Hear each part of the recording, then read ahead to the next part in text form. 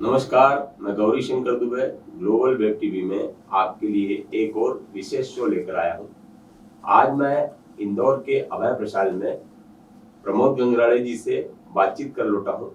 वे भारतीय para table tennis promotion association के राष्ट्रीय सचिव हैं, जबकि मध्य प्रदेश टेबल टेनिस संघ में वे कोषाध्यक्ष हैं। उन्होंने ओम सोनी जी, अभय छल्लानी जी, जयेश आचार्य जी और नीलेश वेद के साथ अपने काम को आगे बढ़ाया है। और संयोग की बात है कि ये सभी और इनकी बाकी टीम प्रमोद जी के लिए para table tennis promotion association में काम कर रही है। इन दिनों इंदौर में पैरा खिलाड़ियों की राष्ट्रीय टेबल टेनिस स्पर्धा खेली जा रही है। उसी मौके पर मैंने प्रमोद जी से बातचीत की। प्रमोद गंगराड़े 40 साल से टेबल टेनिस से जुड़े हैं। वे पहले जयेश आचार्य और रिंकू आचार्य, जो कि अपने ज़माने में राष्ट्रीय टेबल टेनिस चैंपियन थे, उनके दौर में उनका खासा नाम था। वे सामान्य शारीरिक संरचना वाले खिलाड़ियों के साथ खेले। हालांकि वे दिव्यांग हैं और इस श्रेणी में जब माधवराव सिंधिया ने खिलाड़ियों को प्रमोट करने के लिए पैरा टेबल टेनिस स्पर्धा कराई तो वे लगातार 3 बार राष्ट्रीय चैंपियन बने। इतना ही नहीं, उन्होंने indoor Asian para table tennis में 2 स्वर्ण पदक जीते। लेकिन जब महासंघ को लगा कि उनका कोई सानी नहीं है, तो उनसे आग्रह किया गया कि आप पैरा टेबल टेनिस खिलाड़ियों के प्रमोशन एसोसिएशन को संभालिए। तो वे सचिव बन गए और उन्हें इस बात की टीस थी कि जब वे नेशनल चैंपियन बने तो उनकी जगह एक ऐसे खिलाड़ी को एशियन गेम्स में खेलने के लिए पहुंचाया गया जो क्वार्टर फाइनल में प्रमोद जी से हार गया था। बहरहाल प्रमोद जी ने सृजन से जवाब दिया, ना कि उसका विध्वंस किया। आज वे उन खिलाड़ियों की सुध लेते हैं, उनकी मदद करते हैं और 24 घंटे उनकी सेवा में तत्पर रहते हैं, जो पैरा टेबल टेनिस से जुड़े हैं, जिनकी कुछ परेशानियां हैं उन्हें दूर करते हैं। प्रमोद गंगराड़े को मैं सलाम कहते हुए, सैल्यूट करते हुए ये इंटरव्यू ले रहा हूँ। यदि आपको पसंद आए तो इसे लाइक जरूर कीजिएगा, शेयर कीजिएगा। बहुत बहुत धन्यवाद।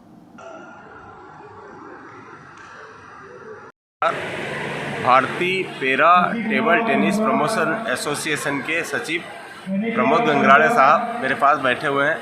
मैं यहाँ इंदौर के अभय प्रसाद में उनके पास बैठा हूँ और यहाँ हो रही राष्ट्रीय पैरा टेबल टेनिस स्पर्धा में वे सभी इंतजामात में लगे हुए हैं। आदरणीय प्रमोद गंगराड़े जी, आपका बहुत स्वागत है। धन्यवाद। आदरणीय, ये बताइए कि आपके एसोसिएशन की स्थापना कब हुई?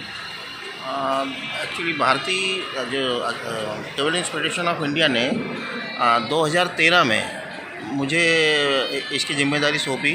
उन्होंने ये कहा कि भाई आप पुराने प्लेयर हैं और इतने वर्षों से खेल रहे हैं, और चूँकि मैं तो एबल बॉडी में ही खेलता था, पर चूँकि मैं पैरा से संबंधित हूँ, मैं खुद विकलांग हूँ, मैंने मोदी जी के अनुसार दिव्यांग हूँ, और पर मैं एबल बॉडी में ही खेलता रहा, उन्हीं के साथ जीवन भर खेला हूँ। तो मुझे टेबल फेडरेशन ऑफ इंडिया के जो तत्कालीन महासचिव थे, सेक्रेटरी जनरल श्री धनराज चौधरी जी, उन्होंने मुझसे कहा कि भाई तुम तो इतना खेले हुए हो एबल बॉडी के साथ, तो अब आप पैरा वालों को क्यों परेशान कर रहे हो, उनके साथ क्यों खेलते हो? तो आप खेल बंद करो, पैरा टेबल टेनिस खेलना, और इसमें आ जाओ, आप संगठन में आ जाओ। हम आपको इसका पूरे इंडिया का जो है एसोसिएशन बनेगा, उसका ऑफिस बेरर बना के आपको वो करते हैं। तो आप पूरा पैरा टेबल टेनिस जो इंडिया का है वो आप रन करो हमारे अंडर में। तो 2013 से में हमने फर्स्ट टाइम पे यहाँ पे जो एशियन चैम्पियनशिप के लिए भारतीय टीम का चयन ट्रायल रखा था, तो वो 2013 में फर्स्ट टाइम किया था। वो चयन ट्रायल के बाद में मैं भी टीम के साथ मैनेजर बन के चाइना गया था, बीजिंग। और उसके बाद में 2017 में फिर से, उसके पहले 2015 में एक बार फिर कोरिया में जो एशियन चैम्पियनशिप थी उसके लिए यहाँ चयन ट्रायल थे, वो भी हमने आयोजित किए। फिर 2017 में फिर से हमने इसके लिए जो चयन ट्रायल थे एशियन चैम्पियनशिप के लिए वो किए। साथ ही हमने नेशनल चैम्पियनशिप भी 17 से स्टार्ट की, जो लगातार ये हमारा चौथा वर्ष है। बस पिछली बार कोविड की वजह से टूर्नामेंट पोस्टपोन हो गया था। अदरवाइज़ पिछली बार मार्च में ही इसकी तारीख 27 से 29 मार्च रखी थी हमने पिछली बार, पर वो कोविड की वजह से हमको कैंसिल करना पड़ी थी, तो बस वो गैप हुआ। अदरवाइज़ 2017, 2018, 2019 तो 20 का गैप हो गया। अभी 21 में हम फिर से ये स्पर्धा कर रहे हैं। भारत में पैरा टेबल टेनिस खिलाड़ियों की संख्या कितनी होगी और उसमें स्टैंडिंग कितने हैं और व्हील चेयर पर कितने हैं? भारत में अब ऐसे गिनती बताना तो मुश्किल है। वैसे जैसे अभी इस स्पर्धा में जैसे मुझे 170 प्रविष्टियाँ प्राप्त हुई थी जी, उसमें से कई जो पिछली बार खेले हुए हैं जी, पैरा राष्ट्रीय चैम्पियनशिप में, उसमें से करीब 25-30 लोग नहीं आए। मुझे ऐसा लगता है कि कई प्लेयर हैं अभी भी इंडिया में जो खेलते हैं लेकिन उन्हें जानकारी नहीं है। जैसे जो हमारा ये है नॉर्थ ईस्ट जो है एरिया, मिज़ोरम है, नागालैंड है, मणिपुर है, मेघालय है, ये जो प्रदेश है, प्लस इसके अलावा भी और भी जो सुदूर प्रदेश हैं हमारे, वहाँ पे शायद लोगों को जानकारी नहीं है। जो दिव्यांग बच्चे या जो भी खेल रहे होंगे टेबल टेनिस, उनको टेबल टेनिस खेलते होंगे लेकिन उनको पता नहीं कि ऐसी हमारे लिए भी कोई एक स्पर्धा आयोजित होती है। फिर भी आदरणीय आपके एसोसिएशन से कितने लड़के और कितनी लड़कियां जुड़े हुए हैं? अभी फ़िलहाल अभी जिस इस स्पर्धा की बात जो करें, खेलने आए हैं और जो नहीं खेलने आए हैं उनकी संख्या कितनी होगी?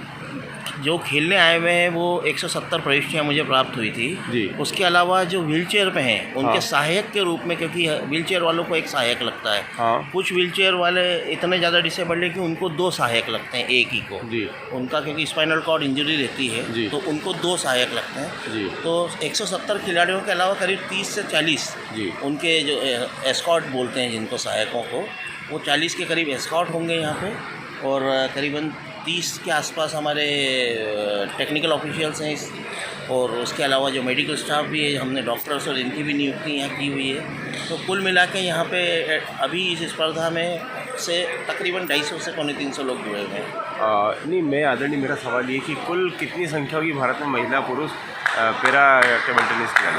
250 से ऊपर होना चाहिए। 250। क्या भविष्य में संख्या बढ़ेगी? बिल्कुल बढ़ेगी। अगर हम इस तरह की स्पर्धा आयोजित करते रहेंगे सफलतापूर्वक, अगर इसका आयोजन होता रहेगा तो बहुत ही जल्दी, मुझे लगता है 1 या 2 साल में मुझे आशा है कि ये मैं 300 के आसपास का आंकड़ा टच हो सकता है। जैसे जो नॉर्मल टेबल टेनिस खिलाड़ी होते हैं वो 4 या 6, 7, 8 की उम्र में खेलना शुरू कर देते हैं, लेकिन यदि पैरा टेबल टेनिस की बात की जाए तो इसे किसी भी उम्र में शुरू किया जा सकता है। Yes. क्योंकि भी अनुज बिंद्रा आए थे जो भारतीय सेना में लेफ्टिनेंट कर्नल हैं वो, तो उन्होंने बहुत बड़ी उम्र में खेलना शुरू किया था। किसी भी एज में शुरू किया जा सकता है इसे। यस, किसी यानी क्या होता है कई बार कि आदमी अब कोई एक्सीडेंट में, जैसे कर्नल साहब ने बताया कि उनको एक्सीडेंटली यानी टेररिस्ट अटैक हुआ या जो भी, उसकी वजह से उनका जो पैर नीचे से कट गया या उड़ गया, तो उसके बाद अब कुछ तो चाहिए जीवन में, कुछ तो मकसद होना चाहिए।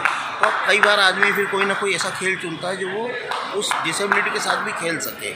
तो इसलिए इसके लिए कोई उम्र नहीं है। जब आपको लग रहा है कि नहीं अब मुझे तकलीफ है या मैं घर में बैठे बैठे क्या करूँगा, क्योंकि कई लोग डिसेबल्ड बाद में हुए हैं, लेकिन मेरे जैसा नहीं है कि मैं बचपन से ही मुझे पोलियो था, तो मैं तो 11-12 साल की उम्र में खेलने आ गया था। मुझे आज 42 साल हो गए टेबल टेनिस में। फिर भी जो आपका राष्ट्रीय एसोसिएशन है उससे कितने राज्य एसोसिएशन जुड़े हुए? अभी ये वाली स्पर्धा में मुझे सबसे ज़्यादा प्रविष्टियाँ जो प्राप्त हुई है, पहली बार इतने स्टेट हमसे जुड़े हैं। अभी 22 स्टेट से मुझे एंट्रीज आई हैं यहाँ पे देश भर से।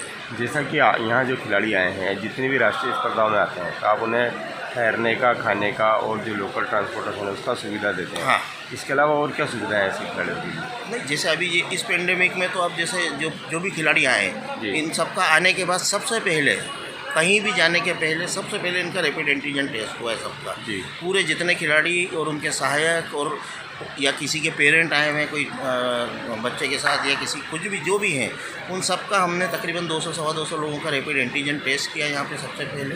बाकी रहना, खाना और ट्रांसपोर्टेशन ये जिम्मेदारी हमारी है। आने जाने का खर्च जो है वो खिलाड़ी ने अपना खुद वहन किया या उनके राज्य का जो भी संगठन होगा उन्होंने या किसी और संस्था ने उनको पे किया हो। हमारे पास जो हमने जो सुविधाएं दी उसमें रहना, खाना पूरे 4 दिन का और उनका ट्रांसपोर्टेशन होटल से यहाँ लाने का वो हम लोग वहन करते हैं। क्या पैरा खिलाड़ियों की स्टेट और डिस्ट्रिक्ट चैंपियनशिप होती है? नहीं, अभी स्टार्ट नहीं हुई, क्योंकि स्टेट में हर स्टेट में अभी इनकी बॉडी नहीं बनी है अलग से।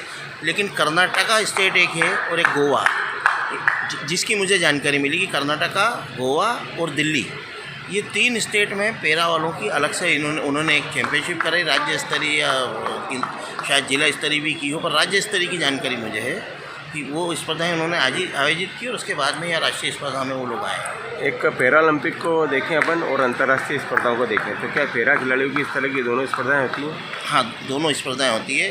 अंतर्राष्ट्रीय स्पर्धा मैं समझता हूँ कम से कम जहाँ तक मुझे जानकारी करीब 30 से 40 अंतर्राष्ट्रीय स्पर्धा एक साल में पैरा की होती है।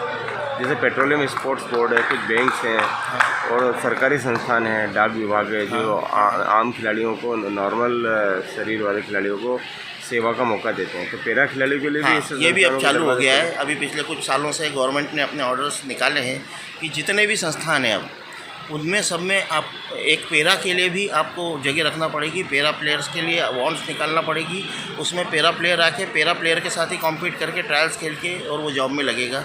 हमारे करीब 7-8 प्लेयर्स जो अभी इस स्पर्धा में भी आए वो ESIC ने उनको लिया हुआ है, और अभी भी इंदौर में भी बैंक ऑफ इंडिया ने रिक्रूटमेंट किए थे, तो उसमें भी कुछ पैरा प्लेयर्स आए थे स्विमिंग में और कुछ 2-3 गेम में, तो उनका भी उन लोगों को भी रिक्रूटमेंट मिल गया है ना, उनको भी इन्होंने रिक्रूट किया है बैंक ऑफ इंडिया ने।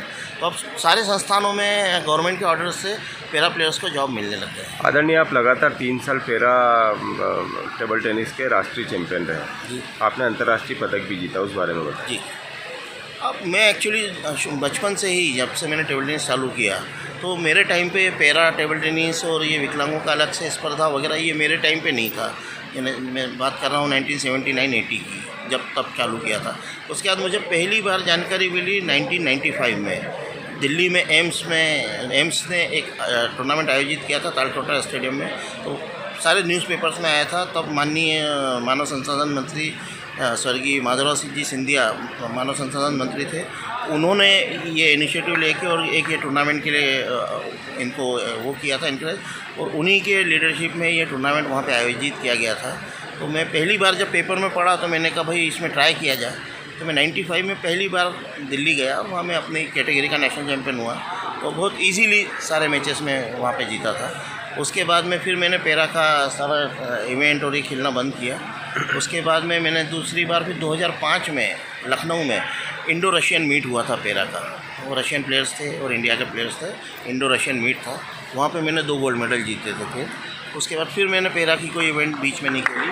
फिर 2010 में लास्ट बार, आखिरी बार मैं फिर बेंगलोर गया, मुझे पता पड़ा राष्ट्रीय स्पर्धा है, मैं वहाँ गया, वहाँ पे भी मैं वापस से नेशनल चैम्पियन हुआ। लेकिन मुझे फिर बहुत दुख हुआ जब मुझे पता पड़ा कि जिसको मैंने क्वार्टर फाइनल में हराया था वो एशियन गेम्स जा रहा था, और मुझे ये बोला जा रहा था कि आप 80,000 रुपये दो तो हम आपको लेके जाएंगे, अदरवाइज़ आप एशियन गेम्स में नहीं जा सकते। एशियन गेम आई थिंक उस साल इंचियोन में हुआ था, कोरिया में जी।